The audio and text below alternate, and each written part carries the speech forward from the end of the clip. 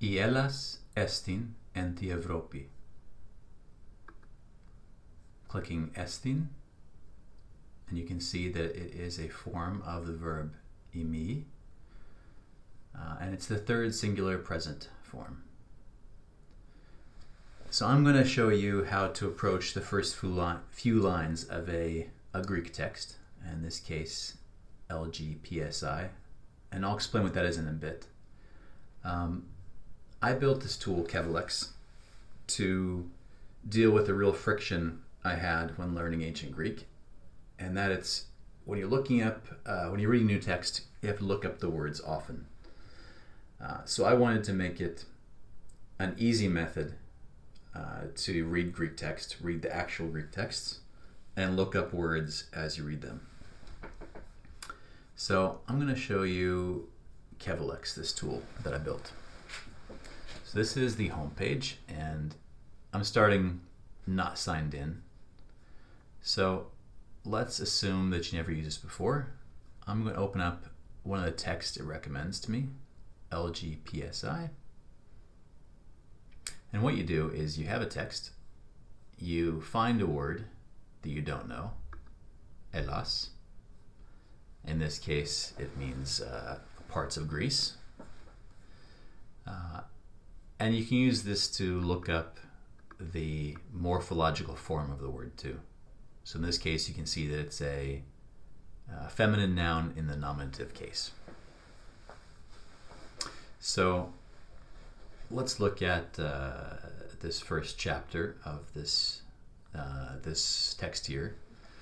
This text is called Lingua Graeca per se Illustrata.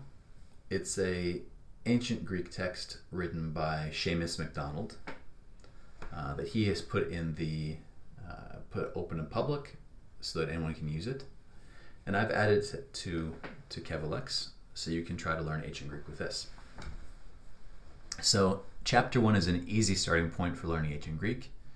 The vocabulary is very familiar generally. It includes a lot of place names. It makes it easier to learn. So for example, Evropi. This is Europe, as you can tell by looking at it.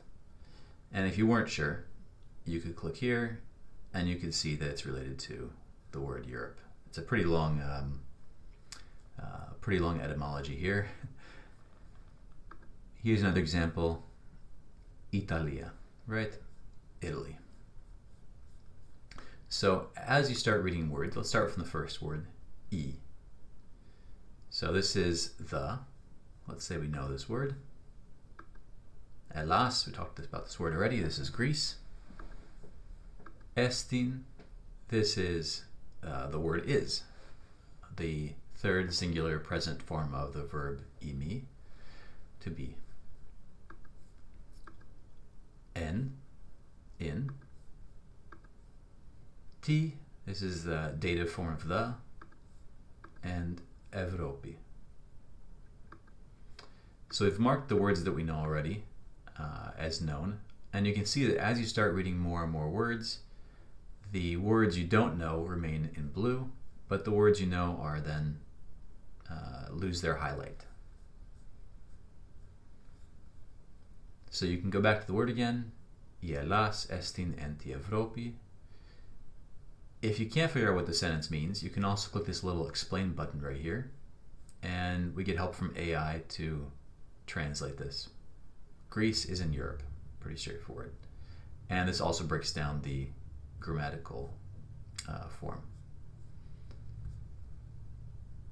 You can even get a pronunciation of the sentence if you want to.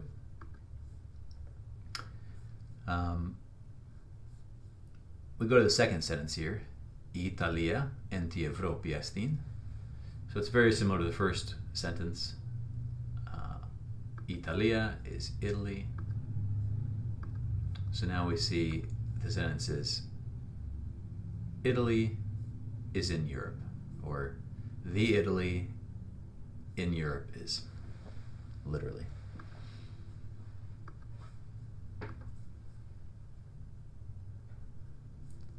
So if you look at the next sentence though, this is interesting. Ielas che Italia, isin enti Evropi. Now we have two words combined together with che, which is and, as you can see here. And now we have another form of the word to be, imi. So this form is isin. And you can see that the tool already knows that you've seen imi before, because you marked it as known when you marked estin as known up here. So the tool knows you've seen this already, but you can get the definition again down here. You could even add your own personal definition here if you want to. There we go. Well, let's mark this as known. And so if you continue this way, you'll see that the sentences in this text are quite easy and build upon each other. So by the time you get to the end of this page, you're mostly seeing words you've seen before, which helps learning. So let's take another word here. If we go further down, this third sentence, que Hispania estin enti Evropi. Hispania is Spain, but let's say I'm learning this word, I'm going to mark it as learning. And now what this means is any word marked as learning automatically goes into my flashcards. So let's mark a couple more words as learning. Let's go back and say we're learning Italia, Evropi, Elas, all the proper nouns we've seen so far. So now all those proper nouns are going to be in my flashcards. So I'm going to go out of the text and go to the flashcards page. And now we see we have four flashcards to review. So we click here, Elas. What could that mean? Does that mean Spain? No, it doesn't mean Spain. Of course, it means Greece. But I'm going to mark this as again because I got it wrong, right? Hispania. Okay, this one definitely does mean Spain. Takes a second to load, and then we can see that's good. Evropi, Europe. Italia, Italy. Great, we finished our flashcards. So if you want to use Kevilex, I hope you do, you can use it for free, of course, and it's also available without signing in if you want to, but you can only see the basic text. You can create an account really easily, clicking sign in here, and then you get to save all your progress, save the text you know, add your own text, and create flashcards. I hope you enjoy Kevilex, and if you have questions, please feel free to ask me.